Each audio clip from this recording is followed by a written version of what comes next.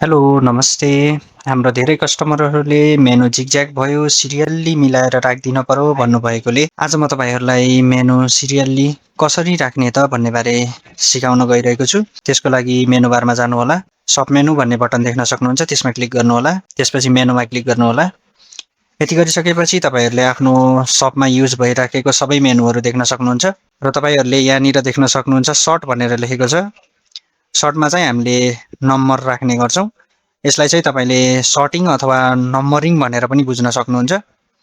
र हाम्रो सिस्टममा चाहिँ सर्टिङ क्याटेगोरी अनुसार हुने भएकोले सर्च कन्डिसनमा जानुहोला र कुन क्याटेगोरीको सर्टिङ मिलाउन चाहनुहुन्छ तपाईँले त्यही अनुसार क्याटेगोरी सिलेक्ट गर्नुहोला।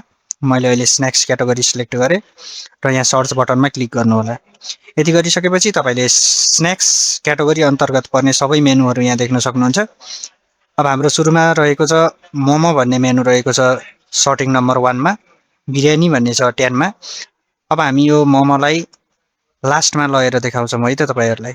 त्यसको लागि मोमोको राइट साइडमा तपाईँहरूले 3 डट देख्न सक्नुहुन्छ, त्यसमा क्लिक गर्नुहोला र अपडेट बटनमा क्लिक गर्नुहोला।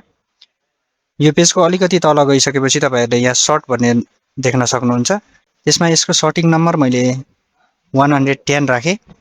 10 राखेर लास्टमा गएर तपाईँले अपडेट गरिदिनु होला। अपडेट गरिसकेपछि तपाईँले देख्न सक्नुहुन्छ हाम्रो मोमो भन्ने मेनु लास्टमा गएर बसेको छ। यो 110 भएकोले 100 भन्दा पछाडि गएर बसेको छ। अब तपाईँले यसलाई 50 राख्नु भएको हुन्थ्यो भने यो 30 भन्दा तल र 100 भन्दा माथि आएर बस्थ्यो। यसरी तपाईँहरूले चाहे अनुसार सर्टिङ मिलाएर मेनु राख्न सक्नुहुन्छ। Thank you.